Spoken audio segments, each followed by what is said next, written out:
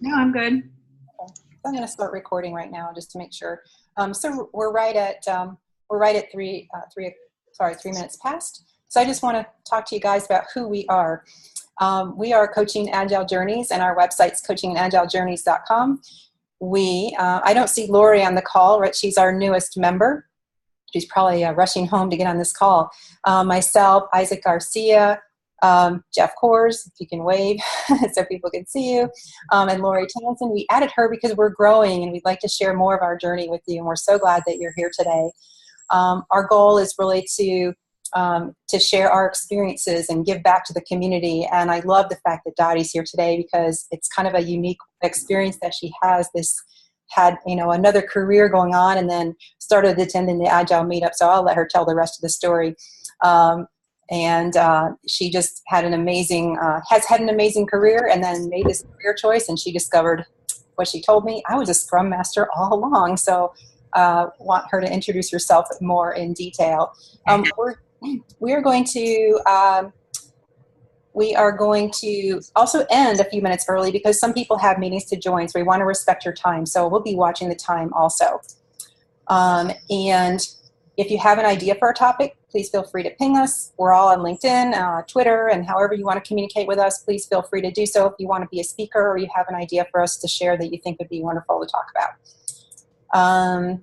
So I welcome Lori. She lives in Tampa, so hopefully Dottie will get to meet her soon, and hopefully I'll get to see you, Dottie, when I'm in Tampa. That would be great. And so, yeah, I will turn it over to Dottie.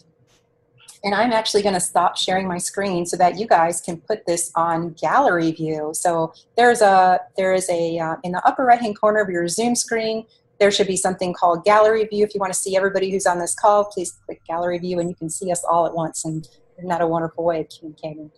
So welcome, Dottie. So glad to have you here. Thank you.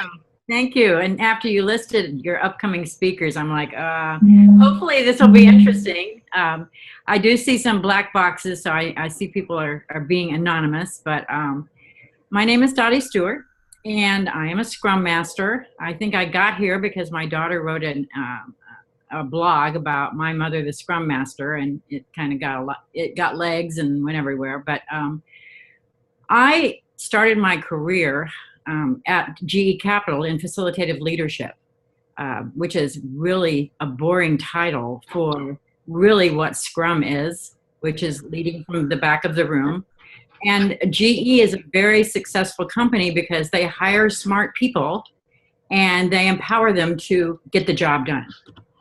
And when they hire you in as management or as an executive, you go to their school. And so I went to 2 weeks of training to learn how to lead from the back of the room and to be a facilitative leader and to empower my team and to know when to step back and just let it happen. So with that experience, that's always intrigued me. The people part of it has always intrigued me. I was bombarded, like all of us have been, with project plans and executive meetings and all the stuff that goes along with being an executive, because I kind of worked my way up through the ranks. But I believe the empowering thing that I brought to the room was I was willing to say, what do you think? And how do you think we should do this? So I went from GE Capital to ING, and I did 2 internet startups. And you don't do an internet startup by command and control. From concept to launch, we did 1 company in 9 months. So as you can imagine, people came together. We worked frigging crazy hours, 18, 20 hours a day, just so that we could turn that switch on and watch everybody buy something. It was the most amazing experience. So all that being said, my career was always about that facilitative leadership, didn't have a name for it. And the world kind of changed, and I ended up back in Tampa, Florida. And I was telling Heidi that I had 3 strikes against me. I had an MBA.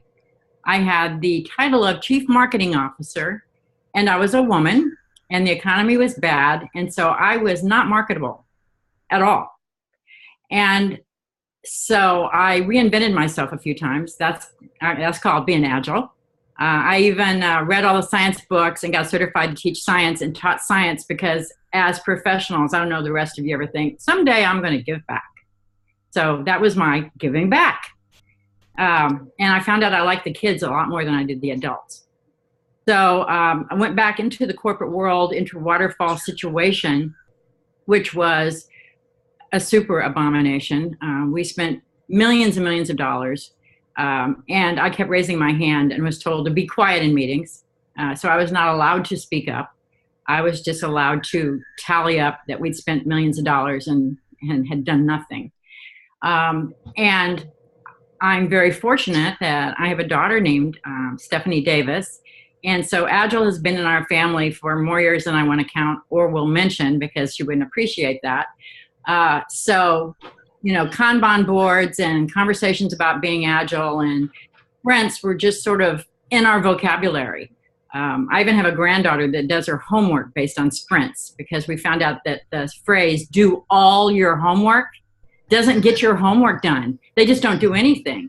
But when we broke it down to a Pomodoro tomato timer, when she comes through the gate, I can say, how many sprints have you got to do? And she'll go, oh, I can get my homework done in 4 sprints.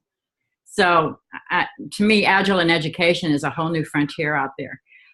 So I hit about October with this company and I couldn't take it anymore. I couldn't handle watching millions of dollars going down the tubes, and I knew about Agile. So I literally put my keys in the car, went and took a course and got certified as a Scrum Master because I said I'm already a Scrum Master, and shadowed and showed up at every meeting and every guild and got an opportunity through a friend to work for a financial firm over in St. Pete, sort of as an interim step. And now I'm doing a contracting gig where I'm a Scrum Master for 2 teams. And, you know, I'm very thankful that that I have Stephanie in my life who introduced me to Agile, 1. Number 2, I had the courage to unplug and do something totally different. And number 3, that I recognized what my strength was, which was people. I wonder sometimes if you can be a Scrum Master if you haven't had some experience in business.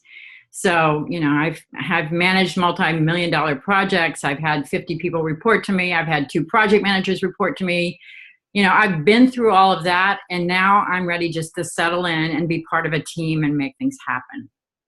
So with that said, does anybody have any questions for me? I know I have some if nobody wants to. Okay, good.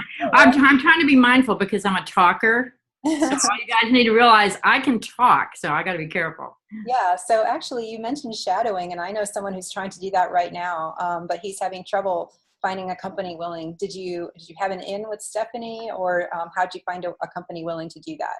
I had an in with Stephanie, and I always tell people to look at your communities of practice. Go to the Scrum Master Guild and sit with different people every day. I mean, every meeting. Sit with them, be interested, be tech curious, find out about their company.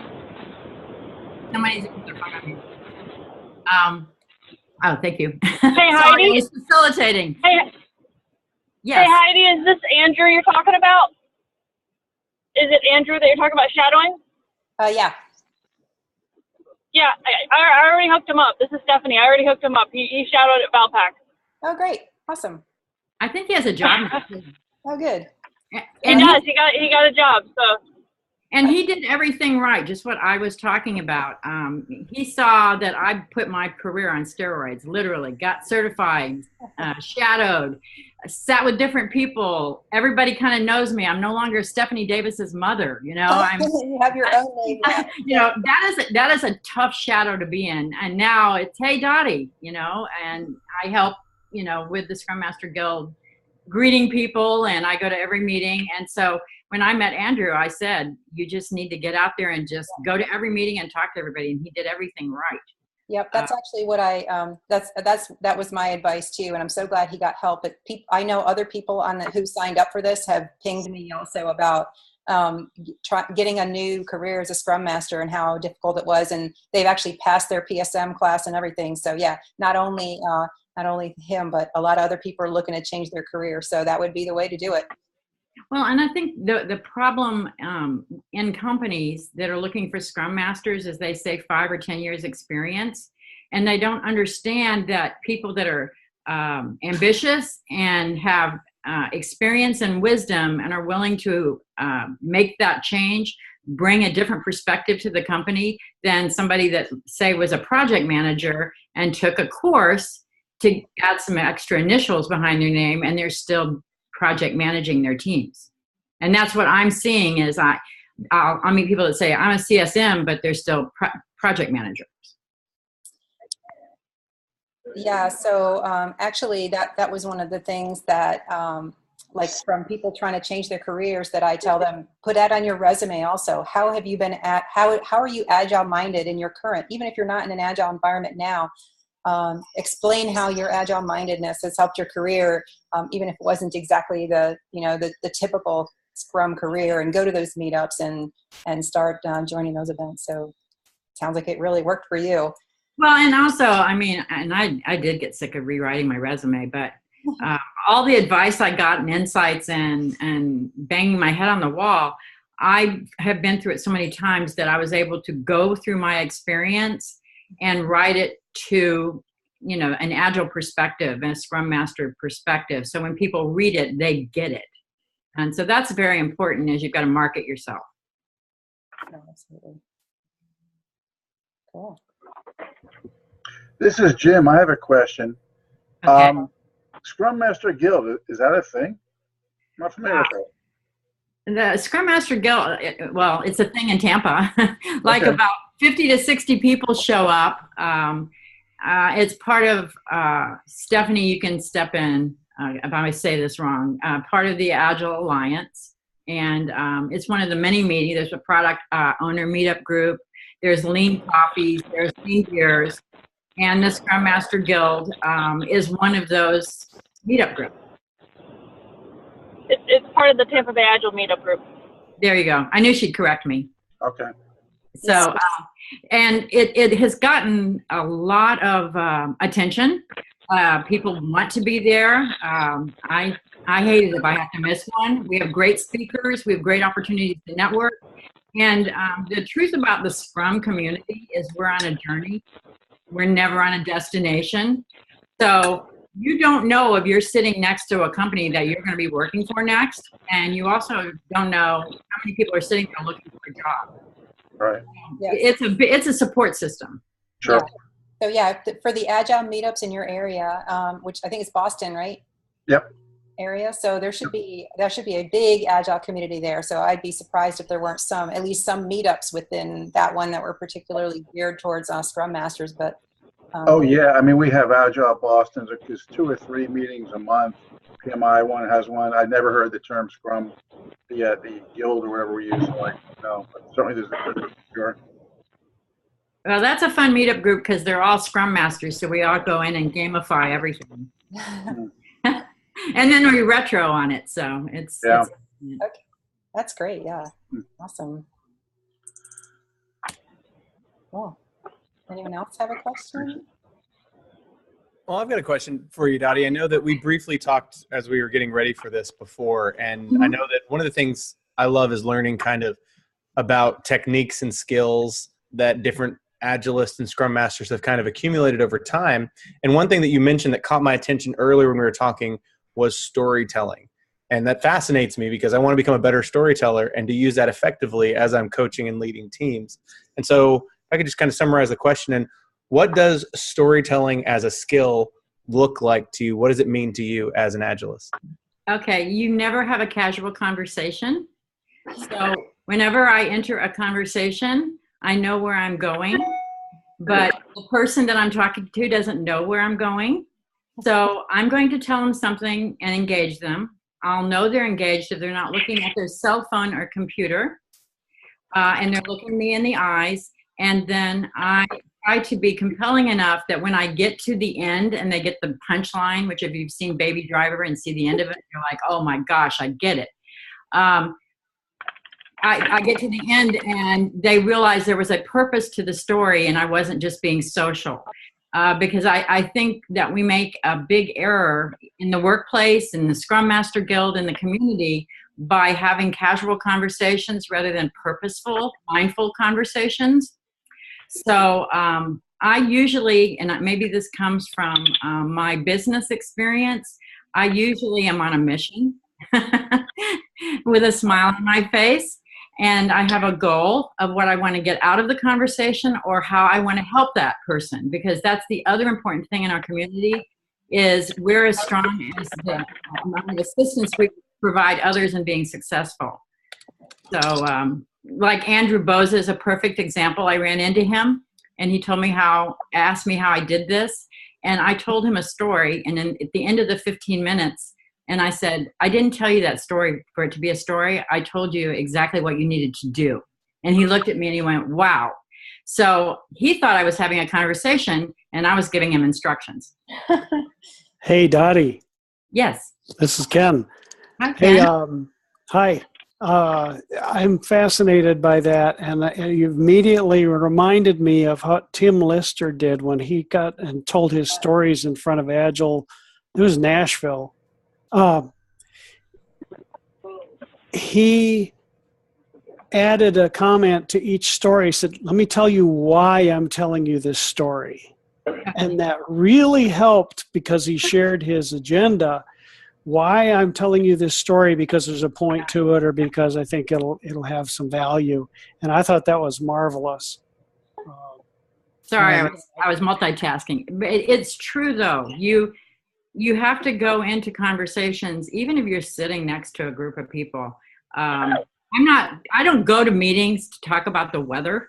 I go to meetings to make connections, human connections or business connection, or to learn something. And if you don't go out and do that, then you may as well stay home. Yeah. You may as well stay home. And what I'm doing from a storytelling perspective is I just did Ignite Tampa Bay, which is like TED Talks. You get 5 minutes. And I decided this is my year of doing scary things like this and putting myself out there. So I did a 5-minute talk in front of, 800, 900 people. And it was a lot of techie people. They talked about AI and all kinds of stuff. My topic was I lied. And it was a story about a lie I told at 13 that changed my life. And it was a really in-your-face, fun talk. People loved it. As I was doing it in front of everybody, I thought, wow, this is insane. But the feedback I got was insane crazy. Hey, Mom. Yes. Hey, Mom, you guys tell them the story now. This is my favorite story. You guys tell them the story. Yeah. Okay, never call me Mom, okay? Stop it. Hey, that's Dottye there. She's got her own identity. Yeah, stop that. Okay, just a quick thing. When I was 13, I told my mom I was going to my girlfriend's house, and my girlfriend told her mom she was going to my house, and we hitchhiked from Tampa to Miami, and we saw the Doors concert where Jim Morrison got arrested. And so my talk was 5 minutes with 20 slides. So, I had the hotness of Jim Morrison and the moment there, but I actually had a purposeful 5-minute presentation because my point was that you have to have a passion for something, and my passion is for live music. So after my initial couple of slides, they were all photos from every concert I have been to locally that I had taken. And I said, this is happening all around you, and you can't download live music. You have to go out and experience it. So my message to them, to the people in the audience, is live your life. Don't talk about it. And I think the quote was, if you don't talk about going to Red Rocks, buy a ticket and go. And so it was a fun talk meant to ignite some people. That's why it's called Ignite Tampa Bay, to have a passion, think outside the box, have a good time. So I took my storytelling to the public. You could say live live, 2 pronunciations of the same spelling.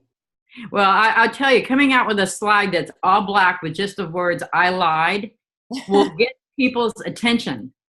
And I was on some podcast where they interviewed me and they said, what's the topic of your speech? And people were like giving these intellectual things. I'm going to talk about whatever. And they go, what is your speech? And I went, I lied. And they went, beg your pardon? I said, I'm going to talk about a lie. That's awesome.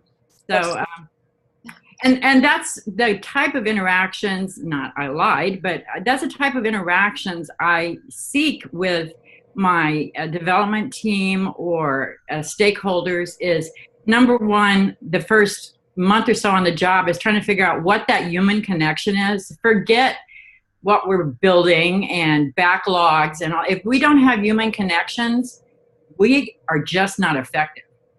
And I work very hard at making those human connections. I make them my friends.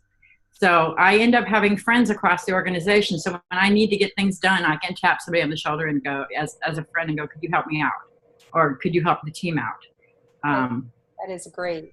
Actually, that a long time ago, I kind of discovered that by accident because I was a technical writer, and on the very first few days in the job, I had to bring together 13 teams and do all this documentation. So I went around introducing myself to everybody to say, my name's Heidi, I'm the new technical writer. And so they got to know me. But when I went over to them, I didn't just say, this is what I need from you. They were like, what do you need? I don't need anything. I just want to introduce myself. But when I did need something, they knew who I was. I had already talked to them about, I saw the picture of their wife and kids on the desk, and I asked them about it. And it's like that. Actually, even in remote teams, we try to recreate that human empathy. So that's totally, don't want people to forget that that's the way we get things done. And people, if you ask the right questions or notice something in a cubicle, they have a story to tell. You can turn your team into storytellers. Today, I went over to a developer and I saw a chart and I went, you're a Doctor Who fan? This is a person that hardly talked to me, and we had this whole 30-minute discussion on Doctor Who. That sounds silly, but now him and I have something in common. Yeah, so true, yeah. Icebreakers. Absolutely. Yeah, so I have a question. Sure. I read that you turned around like a non-performing or low-performing team to a high-performing team. So tell us about that, because that sounds really interesting. It sounds like it was one of your first challenges in your new role, or one of your newer roles. It was my first opportunity, and when they hired me, they figured I would quit because the team, it was really crazy. The team was very dysfunctional to the point where they hadn't talked to their own manager in 4 months and tried to throw him under the bus. I know the manager, so he knew that I wear a Kevlar vest, so I knew what I was walking into. And one of the developers had no problem jacking people up against the wall and intimidating them, and the others just would shut down on you. And they had never made a sprint, and they did not communicate, and they did not take their headphones off. And so I just spent time trying to get socialized and showing them I'm fearless. That's another thing Scrum Masters have to be, is fearless. And I've been in the workforce long enough that you're not going to jack me up against the wall. I've experienced the best of them out there. So him and I finally found some common ground, and I put the Agile Scrum framework firmly in place. I was fortunate enough to be going through an Agile transformation with some Agile thought coaches. So it was like getting a free education. And so in using the Scrum framework and coaxing them into doing something they didn't really want to do. I mean, I got comments like when they didn't want to talk in a meeting, one of them would say, I'm dead inside. And my response is, can I quote you on that? They don't know what to do when they try to throw, something out at you and you come back at them. And so they started making every sprint. And actually, they started increasing their capacity because they wanted to show that they were superpowers. Actually, they had icons that were Superman and Batman. And I mean, these guys were, they were explorers. And so if you got to 27 points, they'd go, no, we're going to do 34. And they do it.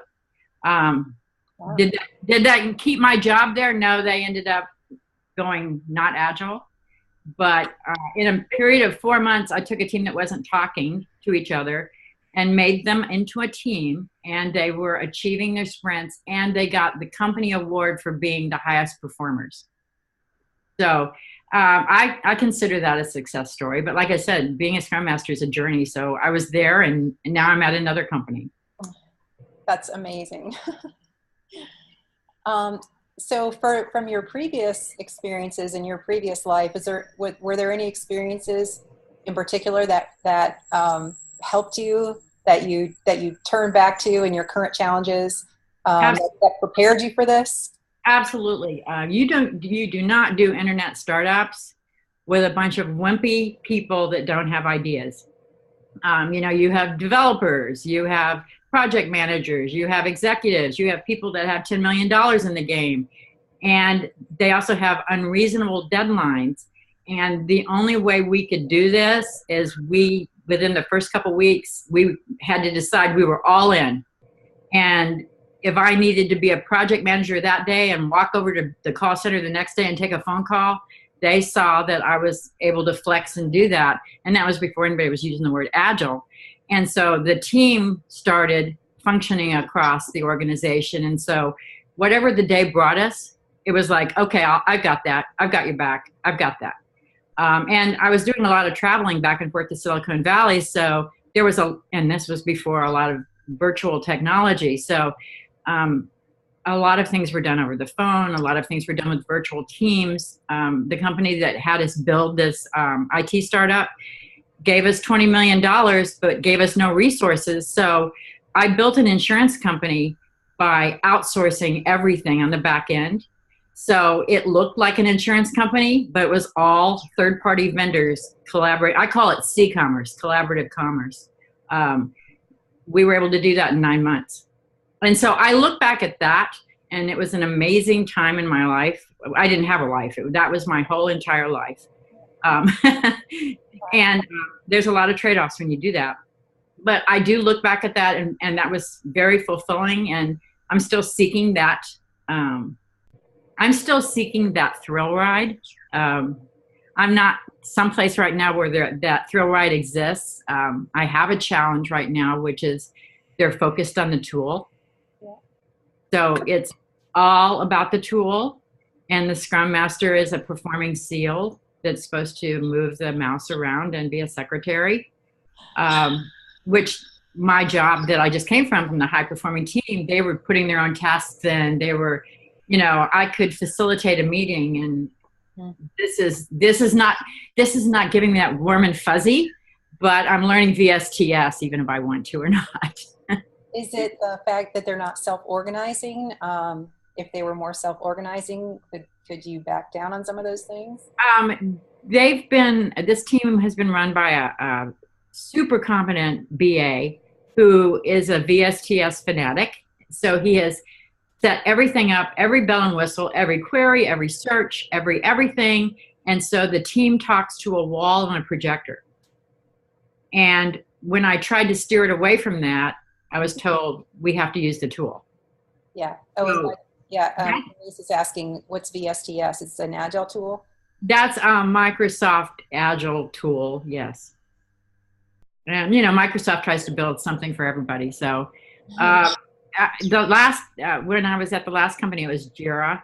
And I didn't like Jira, but I found out I like Jira better than I do VSTS. But I think VSTS is a great tool. It's just that when you get somebody that's very technical that has configured it 50 million ways, and then you're supposed to step in and figure out what was in this person's mind, and they've trained a whole team to stare at a wall, it's really difficult. Yeah, also because it's taken away from the people aspect of it if you're so focused on the tools.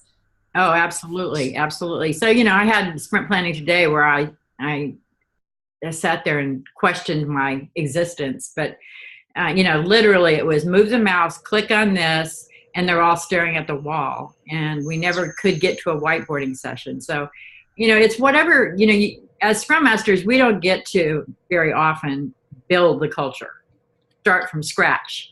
I'm finding, starting my career, that I'm dropping in with a parachute into this hostile environment sometime, and I have to navigate and figure out how I add value. And if I don't add value, I'm a secretary. That's actually, I think it's a common challenge around Scrum Masters definitely Scrum Masters and Agile coaches drop in places and figure out where they can add value. And sometimes the incentives for adding value are not there for the team members or the managers even. I've had people get kicked out of release planning sessions because the manager said, we don't need you Agile coaches. And remember, when you're hired by someone else, then, and the incentives are not there for them to be Agile or even do any of the Agile practices, then they're just going to go back to what they, want to be doing, and their, the old ways of doing things. So that, I think that's a common Scrum Master challenge, and that's why the Scrum Master Guild is so awesome, to go and talk about those challenges and figure out ways of communicating those challenges. Well, I think it's important for the team to include the Scrum Master in meetings and stuff. And, some teams do and some teams don't. They don't understand that you may not be a developer, but you're absorbing information that helps you help them. So, those are some of the challenges I'm seeing and where I've parachuted in right now. No, I've found myself going back to the Scrum Guide from Jeff and Ken. Yes. And getting back to the basics, the fundamentals. If you look at that carefully and you read their description about what the Scrum team is, and that's the Scrum Master plus product owner plus the development team. Matter of fact, I always put the product owner first, put the Scrum Master at the end, put the development team in the middle. That's perfect. And I've told people, if you've lived the life of a project manager before, or if you've worked with project managers and you really hated that two-faced, double-talking project manager that was moving people around like pieces on a chessboard, you'll appreciate the fact that by dividing the role to where the product owner can be the unabashed champion for the business of the products and services that they want, and they can just ask. And then the Scrum Master can be like a den mother and a shepherd and a protector and a keeper of the team, to support the team as well as the process. But the thing that I saw, the Scrum Master role, there's 3 levels of service. There's to the organization, to the product owner, and to the team. But getting back to basics in there's a lot of environments where if you just look at how they do or don't implement the guidance in the Scrum Guide even, there's a huge change in the possible state of health. Oh, absolutely. And I actually said in a meeting yesterday, they hired project managers to manage the Scrum Masters. And so now I know, I saw you tell your head, Isaac, because they have these unreasonable deadlines and they're building, new stuff. And so it's turning into Scrum Fall. Yay, Scrum Fall. Scrum Fall. And when I tried to have a nice conversation, I ended up at the end of a pointed stick with a project manager who said, don't question me, just do this. So you're right, Ken. Read the guide and try to live the values. But I'm finding the real world from the time I got my certification and got to work with Agile Thought coaches and got to experiment with spinning up a new team is very different than being dropped into the demilitarized zone. Yeah. Where the rules of engagement have been defined and the tool has been configured, and then they're adding more people on top of people that are interjecting stuff inside the sprint. It's just, it amazes me, but I'm sure it happens everywhere. You might be treated as an antibody attacked. Well, that's what I said. Or vice versa. You're coming in with some help and offering a cure, and the old antibodies are coming out saying, no, we like the way it smells now. Yeah, I was at a talk by a famous Scrum Master who said Scrum Masters are always prepared to lose their job. And I'm sitting there thinking, where is this going, this Scrum Fall? And where am I in this whole picture? Which in this whole picture, I'm going to be fine because Isaac, I'm a storyteller. I go to the Scrum Master Guild, and I keep everything, my options open because I am on a journey, and I really would like to ultimately find that team that you make that amazing story and impact with. And in the meantime, I'm learning stuff. So that brings me, I have a question actually on your journey. And so I'm so fascinated with, and Lisa Adkins kind of has an exercise in her class where you kind of map out what's your journey like, you've got your high points, your low points as you're discovering your Agile. So if you could just in your mind's eye quickly map your Agile journey, what would you say is one of your highest and one of your lowest points of just, man, that was the moment it all clicked and the sun was shining through the clouds, and that was the moment where I just was at the bottom of it all thinking, man, maybe I should go do something else? My highest point, because Agile's in my family, was having the courage to make the decision to get the certification. I never had a low point when I got the certification and I faced that, oh, you don't have experience, because I'm one of those people that I guess I believe in myself and I'm going to power through it. And I had the advantage of knowing this person that calls me mom to let me shadow, and I go to meetings rather than stay home and sit on the couch. And so I was involved and willing to talk to people. So the high part was getting my career on steroids, and it has been on steroids. If you think about me getting certified in October, and this is my second assignment, and I have a lot of stories to tell. My low point was, there was a low point where I had the team and it was very successful. And the company decided, after they spent $1 million on consulting to figure out how to be Agile, they decided not to be Agile. And so everything I built was like, okay, bye-bye. It was nice talking to you. But in the meantime, you know, Scrum Masters can take the temperature of a room really good. So I sort of saw it coming. So I was making sure I was going to networking events, and, you know, I know too many recruiters, just way too many. It's exhausting. And so I was making sure that I wasn't just left on the curb, and I got this contract position. And the high point was getting this position and them giving me the opportunity and giving me 2 teams. And they're building a cool new front-end solution. So I'm learning some stuff there.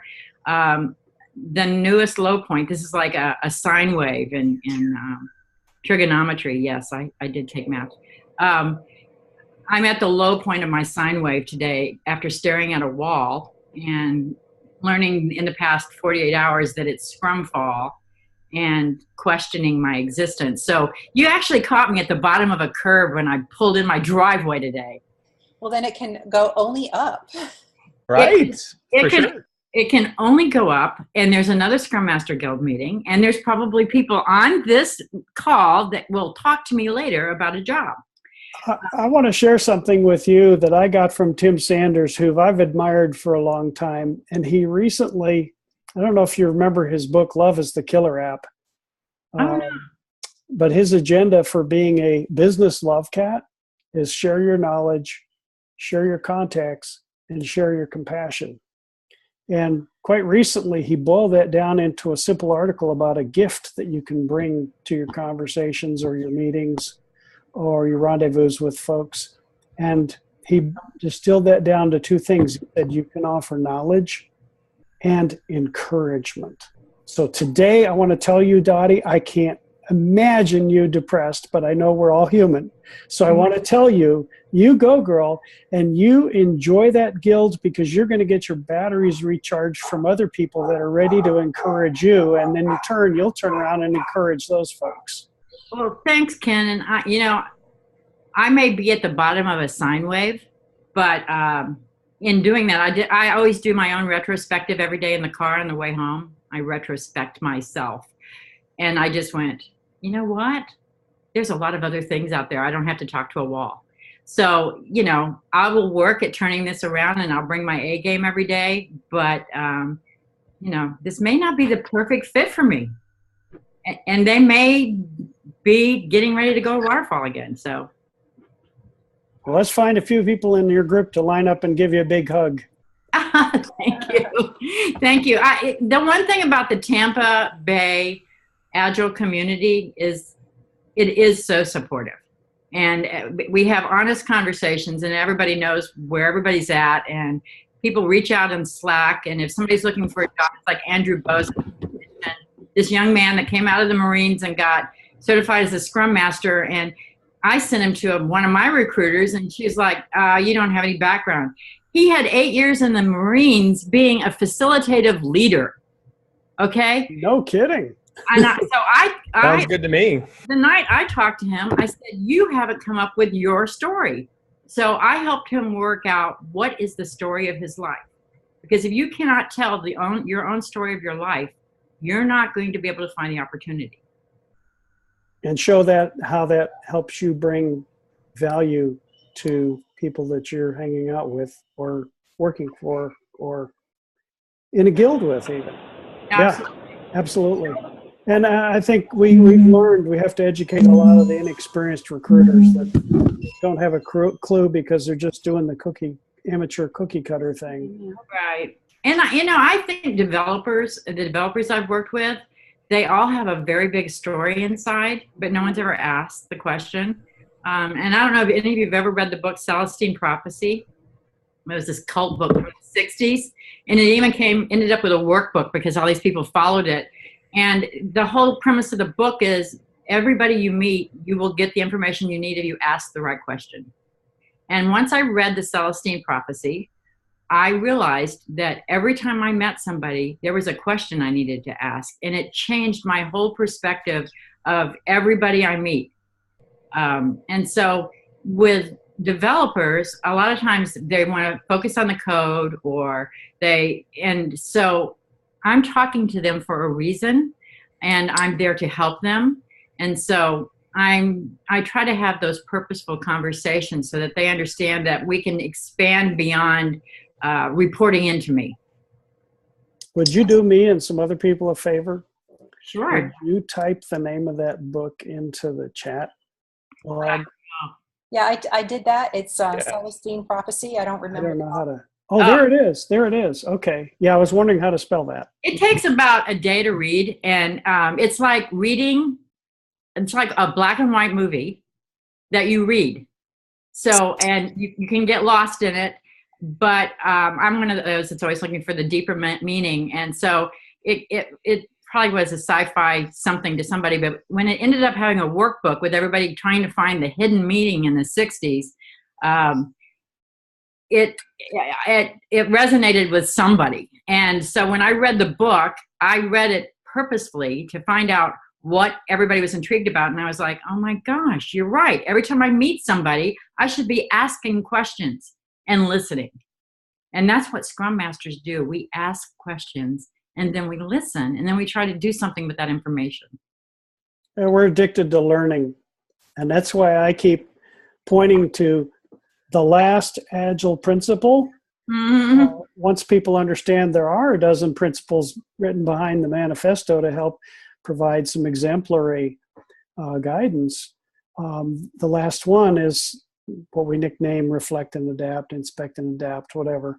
But basically at frequent intervals, the team pauses to reflect on their own performance and then they tune their behavior accordingly. And that's about the team getting better, you know, whatever the group of people is that we're focusing on. Usually I run that at the Scrum team level. We have really intimately involved product owners and fortunate to be working in an area that way.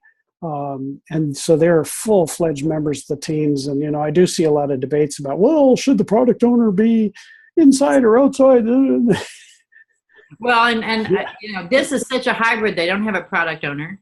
So the BA is acting as a product owner. So it's wonky and doesn't fit in the Scrum framework. So I'm having to adapt. And I will say my recommendation to people becoming Scrum Masters or who are Scrum Masters, don't forget you can retro on yourself. You know, go retro on that. In fact, I have my granddaughter who will say, you know, in retrospective, and I'm thinking, oh my God, she's 14 and she's using the word retrospective. She's been around Stephanie too much. But I think we do that with our teams. Actually, the team I had never did a retrospective before. So they're still getting through that. Why are we doing this? But if you're not doing retrospectives, that's the most important part of your job. And so I spend a lot of time trying to design retrospectives that are engaging, but also has a purpose. And then I document it and make sure I follow up and show them that there are results that come out of retrospectives, because I think people have taken retrospectives for granted and they leave the room and then nothing ever happens from it. So I started my retrospective today with saying, let's go over what we wanted to achieve from the last retrospective and have we addressed those. And that way they felt there was value in having the next retrospective. Yeah. Also, they say if you do nothing else but pick up one thing from Agile, it's the retrospectives, because you always start somewhere, but as long as you know you can always get better, then at least you're moving towards that. But if you're not conducting them, then you're sort of admitting this is as far as I'm going to go. And people forget that, but truly it's one thing that I try to keep in mind. I also tell them, if you start with the last Agile principle, you can engineer your way to everything else that's in there. You know, it might take a while. Mm-hmm. And you have to be ready to learn and bold enough to try things and say, oh, that's not working so well. What can we do differently? But because I used to have people say, well, Ken, what's the most important, principle then? And I say, well, they're all go together and there's a balance. And then, of course, remember, we're starting with frequent delivery of value. But finally, one day, that's what you just said was really what popped up in my head. And I realized all this time that if that's the first thing we latch on to, if we want to just start with one, we can find our way to everything else. And I think that's a great message to pass around. Oh yeah. Yeah. But I'm right now at the point where I wish I had a magic wand and I could knock down the high cubicle walls and people could sit near each other. Nobody sits near each other in the building. So it's very isolated. And then we have a very short time frame that we have to meet. And so, there's definite challenges. And I always believe that you're somewhere because the universe wants to teach you a lesson. So I might go out tonight and look up in the sky and go, what is the lesson? Please tell me. Well, maybe it was in this conversation. You never know. Actually, what's interesting, I had a team that had, they were spread all around buildings and stuff. And we did a future perspective. The program was in trouble. They needed to get something done. And it was like all these things were happening. And what I did is I put together a chart of what's the Agile common good practice. Here's how we do it here. And can the team actually make this change on their own? And of course, the last column was all no. But in that future perspective exercise where I talked about the ideal future, and then I got the team engaged, what would it take to get to this ideal state? But then the team really got engaged with coming up with solutions. So that's actually one of my favorite retrospective techniques. If something's going wrong, and try to change it around in the team to come up with positive ideas, not just kind of belly aching about the same things. You're creating a vision. Yeah, right. Yeah, something to reach for. That's a really good insight. Really good insight. That's cool, Heidi. Thank you. Yeah, you're welcome. So Dottye, I have a question for you on a little bit of a different tact from this, kind of similar too. Several times we've talked about, kind of you're flowing into it and having Agile in your family and kind of running through your veins. So I was just curious, is there any areas that there's a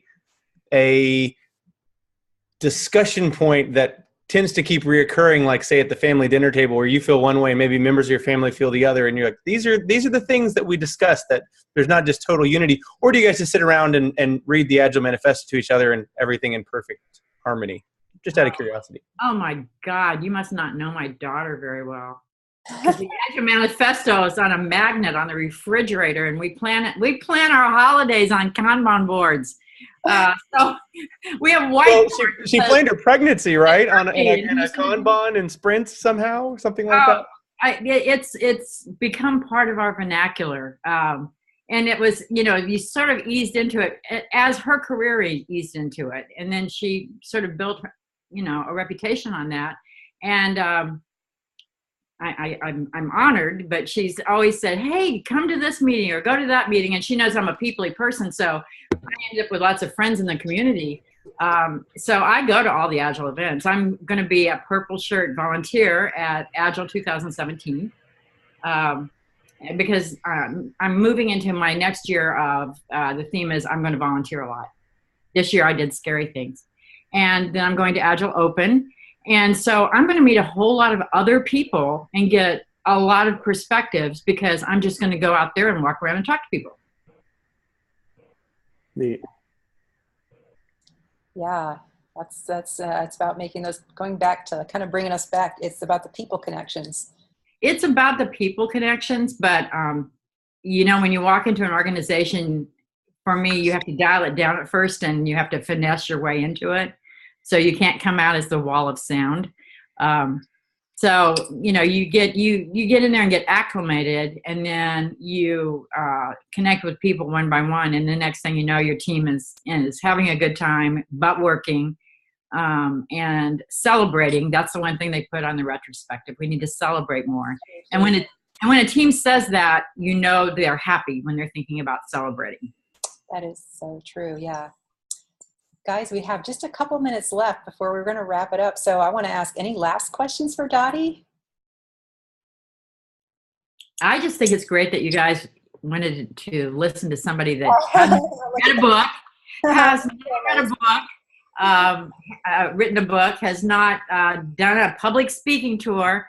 But that's not to say that I won't do that, because I got a lot of things in my mind that I want to do. And my friend, Julie Bellamo, who's an Agile coach at Agile, wants me to do a blog from the perspective of someone becoming a Scrum Master and all the trials and tribulations that you go through. So I've actually reserved the name agilelikethat.com. So yeah, because I am Agile like that. And you always say that when somebody comes up and wants to change something, I go, that's fine, I'm Agile like that. So I'm kind of known by that tag. So I'm going to create that blog persona. So you'll see me coming out of the gates in the next couple months when I finish volunteering for Agile and doing something a little more intellectual rather than just tossing the ball and tackling. Hey, have you bumped into Mark Kilby down from Orlando? Yes, I was at the Agile Open last year. He's wonderful. I loved working with him. He is wonderful. But I remember his radio stations, and he was talking about models of how we collaborate, and it's starting with the channel, you know, what's in it for me, and then what's in it for us, and then, oh, what's in it for others. Absolutely. And, you know, there's probably benefits on all of those levels. And when you're out there wondering, oh, what am I supposed to learn today? Probably something that you're also like, what am I sharing today? That's a very good insight, Ken. Thank you. Thank you. I'm so glad I had this afternoon at the bottom of my sine wave to talk to you guys. This is great. Heidi, I don't know how you set this up, but this is, thank you so much for arranging this. Well, thank you, everybody, for tuning in and listening to me. Yeah, thank you. So just a quick note, our next meetup is scheduled for August 21st. It's going to be 5 o'clock, so 1 hour later. So hopefully those of you can still join in who usually join us. It is going to be Rick Spiewak, who's been a speaker before in the community, and it's principles for constructing quality software. And so he's got actually several white papers written and stuff. The talk should be super interesting. So please go to Coaching Agile Journeys and sign up for that. We may have another few special events like I was talking about cropping up. So please keep an eye on our website, as we might schedule those special events in between our regular monthly events, like Tim Ottinger from Modern Agile, and Jürgen Appelo might be one of those speakers as well. So I hope everybody's really enjoyed the time we've had together. I certainly have. Thank you, Dottye. It's been amazing having you on our little show, and I look forward to seeing you also at the Agile Conference and in Tampa.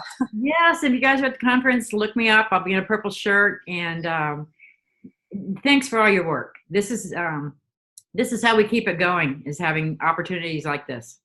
Yeah. Thank you so much, everybody, for joining and engaging in a great conversation. Thank you. Thanks. Bye. Thank you, guys. Bye, everybody. Bye, everybody.